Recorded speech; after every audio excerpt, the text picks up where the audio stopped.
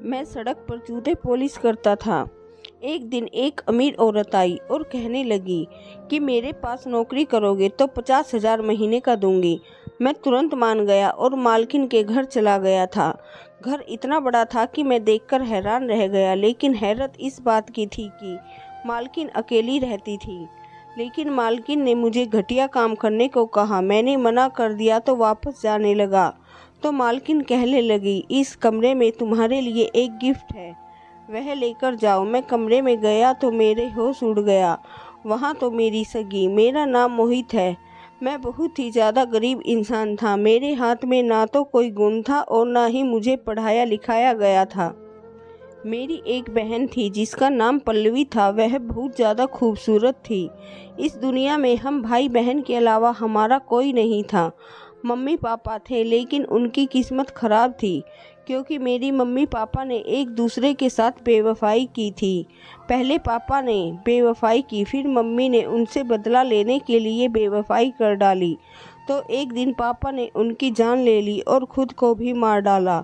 खुद तो वह इन दोनों मर गए और हमें दुनिया में जलील होने के लिए छोड़ दिए।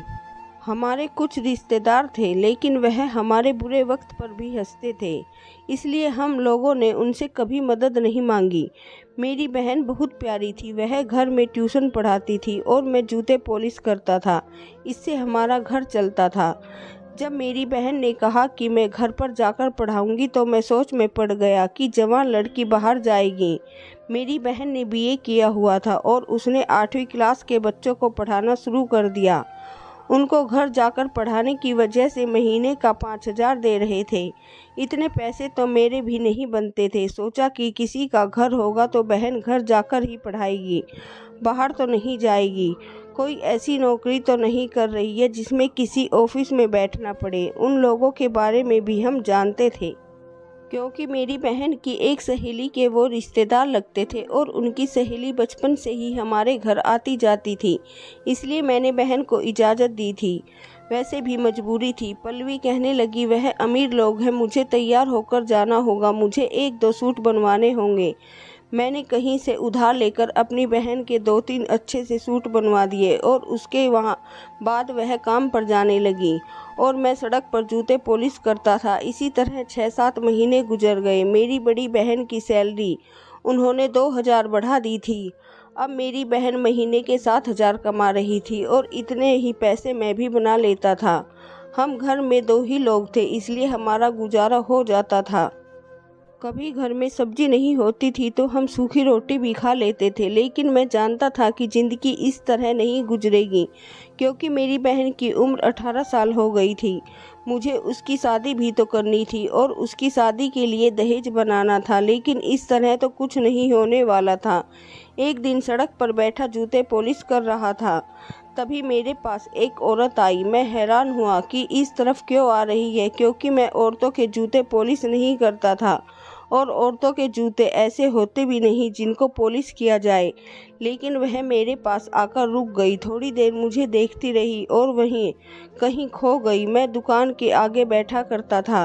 जूतों वाली दुकान बहुत बड़ी थी, इसलिए मैं उसके आगे ही बैठा था। दुकान के सामने एक बेंच लगा हुआ था, वह वहीं बैठ गई। वह बहुत अमीर औरत लग रही थी। उसकी उम्र शायद 40 होगी। उसने काला चश्मा पहन रखा था और मुझे नहीं पता था कि उस चश्मे के अंदर से मुझे ही देख रही है। मैं भी अपनी बहन की तरह शक्ल सूरत में बहुत अच्छा था, लेकिन जब मैं पैदा हुआ था तो सबने कहा था कि बहुत ही खूबसूरत बेटा हुआ है। लेकिन मुश्किल हालात ऐसे आए कि मेरी शक्ल ही बदल गई और मेरी शक्ल देखकर यही लगता था कि जैसे मैं बहुत ज़्यादा परेशान हूँ और हर वक्त परेशान रहता हूँ। वह किसी का इंतज़ार कर रही थी। वह बार बार घड़ी देख रही थी। वह बोली, यहाँ पर बैठकर कितने पैसे कमा लेते हो। शायद उसका समय नहीं गुजर रहा था, इसलिए वक्त गुजारने के लिए वह मेरे साथ बातें करने लगी। मैंने बोला, बहुत कम बनते हैं, लेकिन कुछ न कुछ बन जाता है। फिर कहने लगी, कितने पैसे? तो मैंने कहा 5-7 हज़ार। वह बोली, इतने पैसे में तो घर का गुजारा भी नहीं चलता होगा। मैंने कहा, गुजारा नहीं चलता मगर चलाना पड़ता है और कोई काम नहीं आता। मैंने मजदूरी करने के बारे में सोचा था, लेकिन रोज़ दिहाड़ी नहीं बनती। हजारों मजदूर इंतज़ार में बैठे हैं, वहीं बैठकर घर चले जाते हैं उसने कहा कि अच्छा, अगर तुम इतने मजबूर हो तो मैं तुम्हें काम देती हूँ, मेरे घर चलोगे, मेरे घर में काम करोगे। तो मैंने कहा कि मैंने कभी किसी के घर में काम नहीं किया है, मुझे तो कुछ मालूम भी नहीं है। उसने कहा कुछ जानने की ज़रूरत नहीं, इतना कोई ख़ास काम नहीं है, लेकिन सैलरी बहुत अच्छी होगी। मैंने कहा कितनी सैलरी होगी? उसने कहा 50,000। मेरे हाथ से सामान गिर गया, मैं हैरान रह गया। मैंने कहा कि आप 50,000 देंगी सिर्फ अपने घर का काम करने के लिए? जाहिर है मेरा घर में क्या काम होना था, या तो उसने मुझसे सफाई करवानी थी, या फिर घर का ख्याल रखवाना था, या साग सब्जी लेकर आना था। और इस काम के लिए इतने पैसे, इतनी सैलरी तो किसी अफसर की भी नहीं होती। मैंने कहा आप ज़रूर मजाक कर रही हैं, गरीबों का मजाक नहीं बनाना चाहिए। भगवान ने आपको सब कुछ दिया है, तो इसका मतलब यह नहीं है कि आप हमारा मजाक बनाएं। वह बोली मैं तुम्हारा मजाक नहीं बना रही, मैं सोच रही तुम्हें 50,000 महीना दूंगी, इसलिए ज़्यादा दे रही हूँ ताकि तुम्हें कोई फ़ायदा भी हो।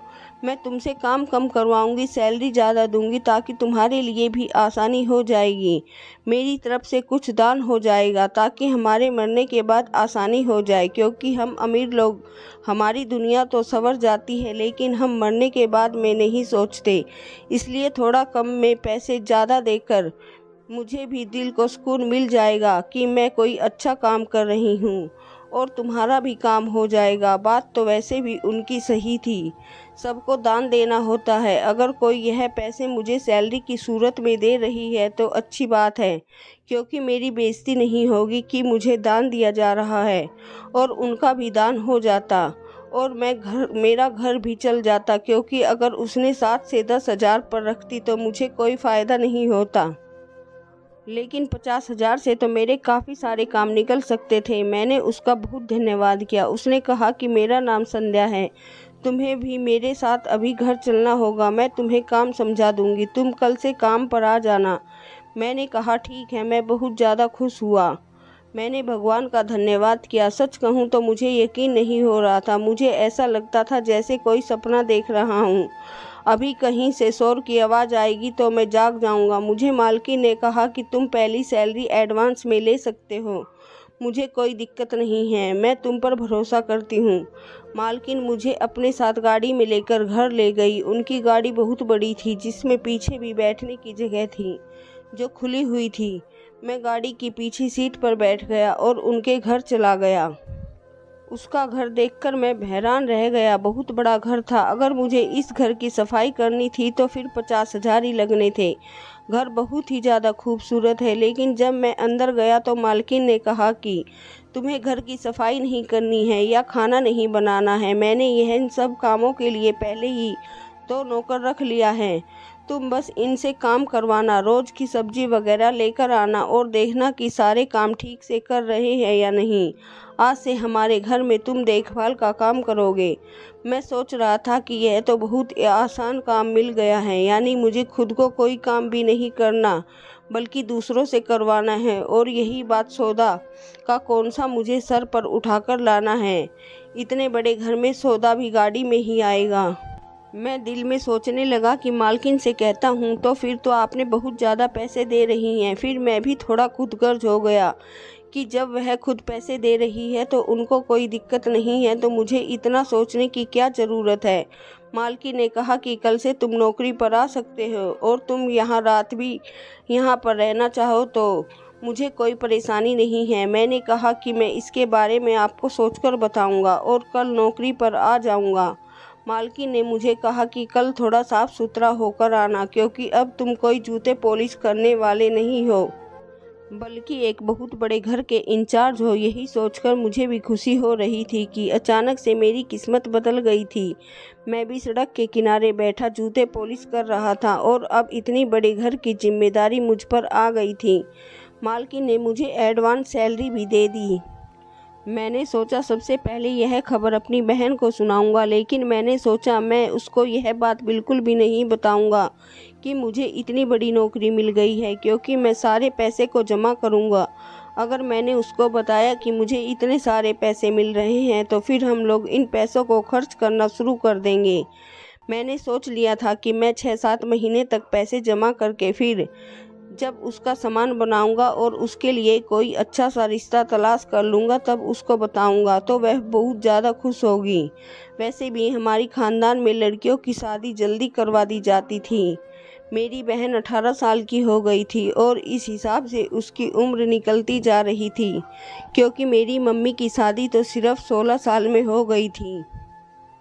पर शादी कैसे होती, हमारे पास तो पैसे ही नहीं थे। हमारे खानदान में लोग तो किसी काम के नहीं थे, लेकिन बातें करने में सबसे आगे थे। वह कहते थे यह अपनी बहन को बूढ़ा करके छोड़ेगा, बेचारा शादी कैसे करेगा। अब तो सबका मुंह बंद करवाना चाहता था और सबको अचानक ही यह बात पता लगनी चाहिए थी कि मैंने अपनी बहन के लिए बड़ा ही शानदार सामान बनाया है। इसलिए मैंने अपनी बहन को यह बात नहीं बताई। पर शाम को जब मेरी बहन ने कहा कि मैं आज बड़े खुश लग रहे हो, मैंने कहा हाँ, आज मेरे पास बहुत ज़्यादा काम आया था। भीड़ भी ज़्यादा थी, दिवाली करीब है ना, इसलिए उसने कोई बात नहीं की। वह भी बहुत खुश थी।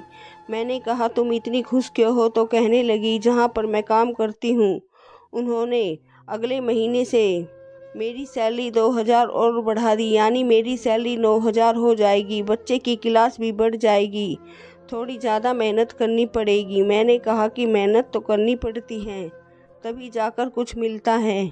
मेरी बहन ने खाना बनाया और हम लोगों ने खाना वगैरह खाकर सो गए। मैंने उसे कहा मैं आज से ज़्यादा काम करूँगा, क्योंकि मुझे बहुत सारे पैसे जमा करने हैं। मैं सुबह सुबह पहले नहीं उठता था, लेकिन अब उठना था। मुझे हैरानी इस बात की थी, इतने बड़े घर की मालकिन बिल्कुल ही अकेली रहती थी। मुझे तो लगता था कि इस घर में और भी लोग होंगे, पर यहाँ नौकर ज़्यादा थे और रहने वाला कोई भी नहीं था। मालकिन रात भर जागती थी और दिन में 12 बजे तक सोती रहती थी। खाना भी नहीं खाती थी और उठने के बाद चाय पी लेती। जब शाम होती तो सिर्फ एक टाइम का खाना खाती थी। वह बहुत ज़्यादा खाना होता था, जिसमें हर तरह की चीज़ होती थी, साग सब्जी गोश्त वगैरह सब कुछ रहता था। वह खाना खाकर सो जाती थी, सारी रात जागती रहती थी और सारा दिन सोती रहती थी। शायद अमीर लोगों की ज़िंदगी ऐसी होती है। इधर भी ज़्यादा काम नहीं थे, फिर भी सबकी जिम्मेदारी थी और मुझे बड़ा ही अच्छा लग रहा था। एक दिन मैं सब्जी लेने गया तो मुझे जो खर्चा दिया गया था उसमें 2000 रुपये बचे थे। मैंने मालकिन को वापस करना चाहा तो उन्होंने कहा कि रख लो, तुमने कमाए हैं। क्योंकि इससे पहले जो नौकर सौदा खरीदने जाते थे वह तो इतने पैसों में बहुत कम सामान लाते थे। तुमने तो बड़ी अक्लमंदी से खरीदारी की है और इतनी सारी भी चीज़ें ले आए हो और पैसे भी बचाए हो, तो यह पैसे तुम्हारे इनाम के हैं। मैंने मालकिन के पास 1 हफ्ते काम किया। वह मेरा बहुत ज़्यादा ख्याल रखती थी, जैसे मुझे ही हर वक्त देख रही हो कि मैं ठीक से काम कर रहा हूँ या नहीं। मैंने भी कोई गलती नहीं की थी, क्योंकि बड़े लोगों को नौकर को चेक करने की भी आदत होती है। ऐसे ही कोई थोड़ी किसी पर भरोसा करता है। लेकिन कुछ ऐसा हुआ कि मैं हैरान रह गया। एक दिन मालकिन ने मुझसे कहा कि आज रात तुम घर नहीं जाना। मैंने कहा नहीं, मुझे घर में जाना है, बहुत ज़रूरी काम है। उन्होंने कहा अच्छा, देर से चले जाना। मालकिन ने मुझे कमरे में बिठा दिया और कहा कि मुझे तुमसे कोई काम है, मैं तुम्हें बताती हूँ। मैं उस कमरे में 2 घंटे तक उनका इंतज़ार करता रहा, लेकिन वह आ नहीं रही थी। मैं भी सोचने लगा कि कौन सा काम हो सकता है, घर के सारे काम तो हो गए होंगे। 2 घंटे बाद मालकिन आई तो वह बहुत ही ज़्यादा तैयार होकर आई थी। काफ़ी खूबसूरत लग रही थी, अपनी उम्र से बहुत पीछे लग रही थी। मैंने कहा कि आपको कहीं जाना है? नौकर छुट्टी पर गया था, मुझे लगा कि इसलिए तैयार हुई है, उनको कहीं जाना है और नौकर छुट्टी पर गया था तो मैं उनको छोड़ देता। मुझे गाड़ी चलानी आती थी, लेकिन वह मेरे पास आकर बैठ गई। अचानक से मालकिन ने मेरा हाथ पकड़ लिया। मैंने कहा कि आप क्या कर रही हो? वो कहने लगी कि बस करो, आजकल कोई भी इतना मासूम नहीं होता है। मैंने तुम्हें नौकरी पर किस लिए रखा था? तुम इतने भी मासूम नहीं हो। मैंने तुम्हें यहाँ पर रुकने को कहा है, सारे नौकरों को छुट्टी दे दी है। मैं तैयार होकर आई हूँ तो किस लिए आई हूँ? तुम्हें इतनी सी बात समझ नहीं आ रही? तुम कोई छोटे बच्चे तो नहीं, 20 साल की तुम्हारी उम्र होगी ना। मैं हैरान परेशान रह गया। मुझसे मालकिन ने कहा कि तुम्हारा क्या जाएगा, अभी मैं मिल रही हूँ, क्या तुम्हें इस बात की खुशी नहीं है? मैंने कहा नहीं मालकिन, नहीं, मैं ऐसा काम नहीं करता। मैंने वहाँ से जाने की कोशिश की, फिर उसने मेरा हाथ पकड़ लिया। मैंने उनको मना किया था। मैंने कहा कि आप मुझे गलत काम नहीं उतार सकती, मैं ऐसा भी नहीं करूँगा। मैं आपको अपनी मालकिन समझता हूँ, मेरे दिल में आपके लिए बहुत इज्जत है। मैंने उनको 2-4 बातें सुनाई और जैसे ही जाने लगा, मालकिन ने तालियां बजाना शुरू कर दी। मैंने पलटकर देखा तो उन्होंने कहा कि तुमने आज बहुत बड़ा इम्तिहान पास कर लिया है। मैं हैरान रह गया। मैंने कहा कि कैसा इम्तिहान? उन्होंने कहा कि मैं तुम्हारा इम्तिहान ले रही थी, जो कि तुमने पास कर लिया है। अब मैं चाहती हूँ कि तुम मेरी एक जानने वाली लड़की से शादी कर लो, जिसको मैंने अपनी बेटी बनाया हुआ है, और वह बैठक में बैठी है। जाओ, तुम जाकर उससे बात कर लो, समझो कि वह तुम्हारा इनाम है। मैं हैरान रह गया। मैंने कहा कि यह आप क्या कह रही हैं? मैं उससे शादी कैसे कर सकता हूँ? कहने लगी, क्यों नहीं कर सकते? क्या तुम्हें शादी नहीं करनी? मैं खामोश रहा। उन्होंने मुझे कहा कि जाओ, जाकर एक बार देख तो लो, वह बहुत ही खूबसूरत लड़की है और तुम बहुत अच्छे इंसान हो। तुमसे मिलकर बहुत खुशी हुई है। मुझे थोड़ा वक्त लगा खुद को संभालने में, फिर मैं वहाँ से चला गया। फिर मुझे खुद को भी संभालना पड़ा, क्योंकि सामने जो लड़की बैठी थी उसका मुंह दूसरी तरफ था। वह बहुत खूबसूरत लग रही थी, लंबे लंबे बाल भी थे और बहुत प्यारी थी। वह मेरी तरफ घूमी तो मेरी आंखें फटी की फटी रह गई, क्योंकि वहाँ पर तो मेरी बहन थी। वह भी घबरा गई कि आप यहाँ पर क्या कर रही हैं।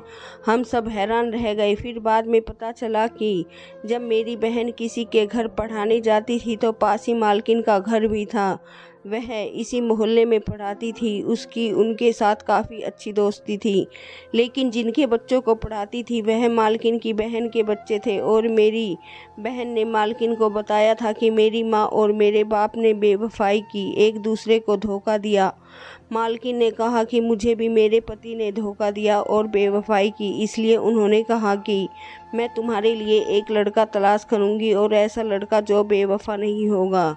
हम उनको पहले चेक करेंगे। अच्छी नौकरी दी, मुझे ज़्यादा सैलरी दी, मुझे साफ़ सुथरा रहने को कहा। मालकिन ने मुझे चेक किया था कि मैं ठीक निकलूं तो वह मेरी शादी के बारे में बात करेंगे, लेकिन मालकिन को पता ही नहीं था कि वह मेरी बहन है। हम सब हैरान परेशान रह गए। हम एक दूसरे से नज़रें चुराने लगे, काफ़ी शर्मिंदा हो गए। मैंने अपनी बहन से कहा कि तुम यहाँ शादी लगवा रही थी और तुमने मुझे बताना ज़रूरी नहीं समझा। मेरी बहन ने कहा, आप यहाँ पर काम करते हैं, आपने मुझे क्यों नहीं बताया? तो मैंने कहा कि मैं तुम्हारे सामान के लिए पैसे जमा कर रहा था, तुम्हें गिफ्ट देना चाहता था। हम लोगों ने एक दूसरे पर गुस्सा निकाला। फिर मालकिन ने कहा कि मेरी गलती है, मुझे पूरी बात पूछनी चाहिए थी, बस इसी तरह मामले को रफा दफा कर दो। मेरी बहन रोने लगी। उसने कहा, जब मम्मी पापा ने एक दूसरे को धोखा दिया, फिर इसी तरह उनकी जान चली गई। इस दुनिया में किसी पर भरोसा नहीं किया जा सकता। मैंने अपनी बहन से कहा कि अगर किसी पर भरोसा नहीं किया जा सकता तो इसका मतलब यह तो नहीं कि इंसान चुपचाप ही कमरे में बैठ जाए। बाहर तो जाना पड़ेगा, भरोसा करना पड़ेगा। मैं तुम्हारे लिए बहुत अच्छा लड़का तलाश कर लूँगा, तुम्हें फ़िक्र करने की ज़रूरत नहीं है। मैंने अपनी बहन के लिए सामान बनाने के लिए पैसे जमा किया था, लेकिन मालकिन ने हर चीज़ें बनाने की जिम्मेदारी अपने सर पर ले ली। हमने अपनी बहन के लिए बहुत ही अच्छा लड़का तलाश किया और उसकी शादी कर दी। भगवान का धन्यवाद है कि आज वह अपने घर में खुश है। अभी भी मैं मालकिन के घर में काम करता हूँ और आजकल वह मेरे लिए भी कोई लड़की तलाश कर रही है। दुनिया में अच्छे लोग भी होते हैं। मेरी बहन की गलती यही थी कि उसने मुझे बताया नहीं, क्योंकि वह एक वहम का शिकार थी। उसे लगता था कि उसे जैसे हमारे माँ बाप ने एक दूसरे से बेवफाई करके अपनी ज़िंदगी बर्बाद कर दी, और साथ साथ हमारी भी, क्योंकि हम बहुत छोटे थे। इसलिए कल को अगर उसे भी कोई ऐसा इंसान मिल जाता तो उसके साथ बेवफाई करता, फिर बाद में उसकी जान भी ले लेता। उसको इसी बात का डर था। इसी वजह से उसने इस तरह की हरकत की, और मालकिन के साथ उसकी बहुत बनती थी, जिन्होंने उनकी मदद की। अब हम लोग इस बारे में बात नहीं करते हैं, इस मामले को भूल गए हैं। मेरी बहन अपने घर में खुश है और मैं भी अपनी ज़िंदगी गुजार रहा हूँ। धन्यवाद दोस्तों।